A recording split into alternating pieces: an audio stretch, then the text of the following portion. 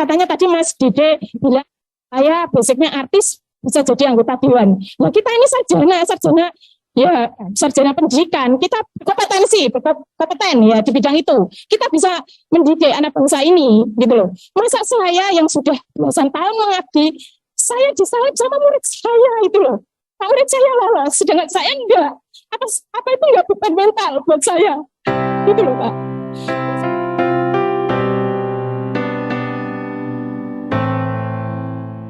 Assalamualaikum warahmatullahi wabarakatuh. Apa kabar Bapak Ibu semuanya? Semoga dalam keadaan baik-baik saja. Cuplikan tadi merupakan hasil rapat rekan-rekan yang lulus passing grade dan beberapa komponen honorer lainnya bersama Komisi 10, dalam hal ini Bapak Dedi Yusuf, yang sangat haru Bapak Ibu ya. Dimana kita dengarkan suara prioritas 1 yang menggemparkan gedung rapat Komisi 10. Ini berkenaan dengan penempatan rekan-rekan yang lulus passing grade dan beberapa permasalahan yang terjadi pada pengangkatan P3K tahun 2021 sampai dengan 2022 ini. Mari kita berikan dukungan kepada rekan-rekan kita. Semoga perjuangan kita bersama Komisi 10 membuahkan hasil. Terima kasih waktunya. Di sini saya akan fokus untuk yang PG, ya Bapak. Untuk yang PG ternyata mengalami banyak masalah juga Bapak.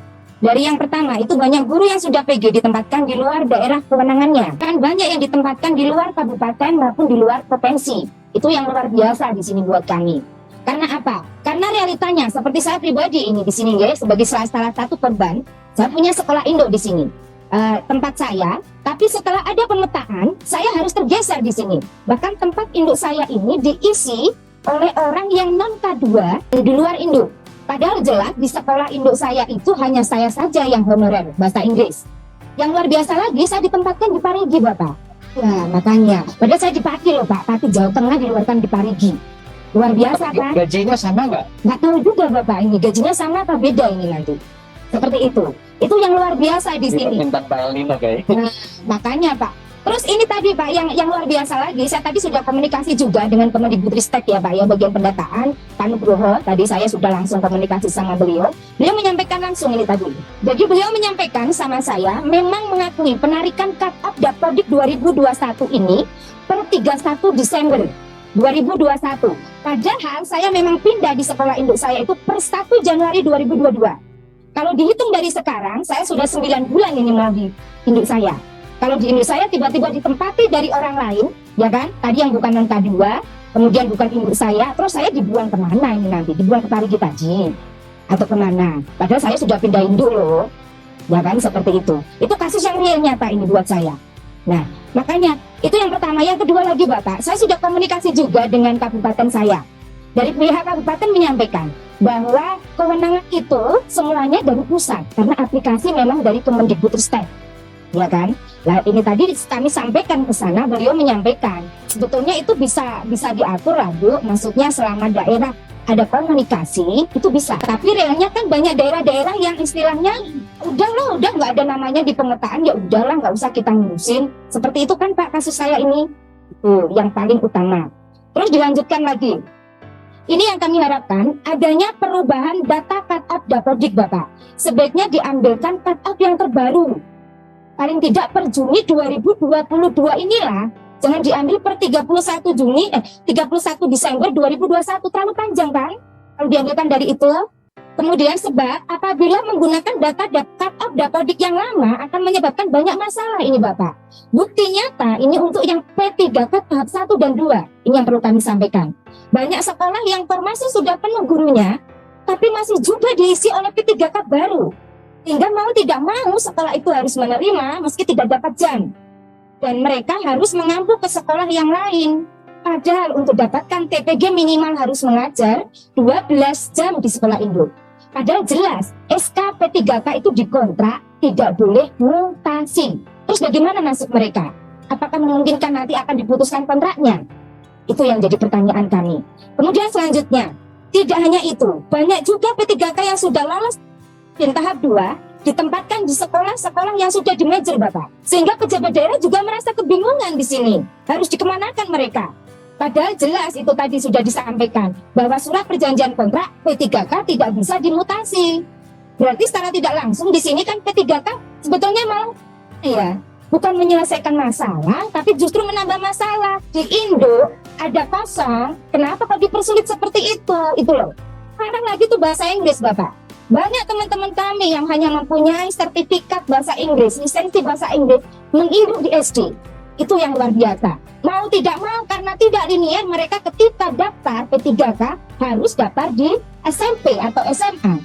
Ya kan? Akhirnya mereka tidak punya induk ini tadi. Tidak punya induk, mau tidak mau mereka dibuang di mana-mana tadi. Ada yang di Papua, di mana-mana saya aja yang punya induk dibuang di Parigi. Apalagi yang tidak punya induk. Ya apa tidak Bapak?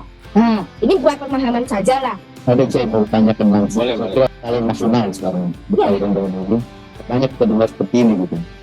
Nah, ibu sendiri hidupnya di negeri atau di swasta? Di sekolah negeri Pak. Boleh negeri. Dua, di sekolah negeri saya.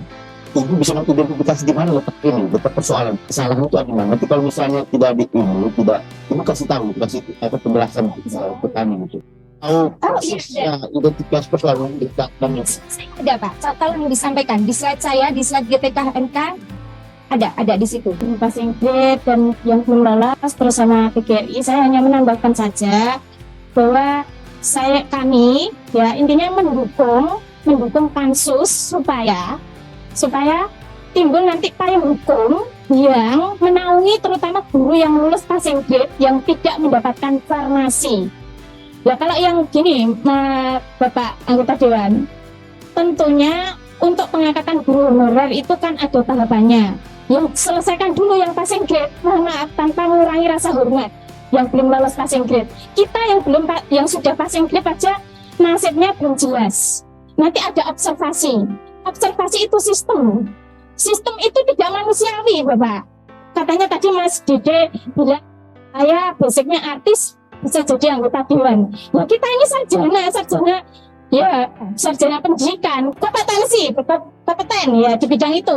Kita bisa mendidik anak bangsa ini gitu loh. Masa saya yang sudah belasan tahun mengabdi, saya disalib sama murid saya itu loh. Murid saya lolos, sedangkan saya enggak. Apa itu ya beban mental buat saya gitu loh Pak. Terus kemudian kami intinya minta kembali ke induk saja daripada P3K ini terjadi kesemrawutan. Kalau memang induk masih ada, dimungkinkan kita kembali induk, kembalikan saja ke induk. Percuma nanti kalau misalkan kita ditempatkan tidak tua-tua, mengorbankan keluarga. Katanya Mendikbud ingin mengangkat harkat martabat ekonomi keluarga, tapi di sisi lain kita mengorbankan. Jelas tidak mungkin. Itu aja Bapak. Terima kasih. Itu aja. Terima kasih. Begini, ini kawan-kawan saya pikir udah ingin juga menyampaikan pendapat. Kita semua sudah dengar lah ya. Sudah, nanti kan ada tertulis ya. Maaf, karena kalau saya buka nanti yang belakang lagi minta lagi. Tidak apa-apa. Sudah mendengar semua dan tentu kita turut prihatin ya. Pasti sedih, pasti juga ada rasa tidak nyaman. Kami pun juga merasa tidak ada yang bisa membuat sebuah penilaian terhadap apa yang sudah kita perbuat. Kompetensi kita mengajar, atau juga kayak Bang Andreas sudah belasan tahun dari politisi, mungkin kalau ikut tes komputer belum tentu lulus. Belum tentu. Kenapa? Karena mungkin ada hal-hal yang kita tidak menguasai tes komputer.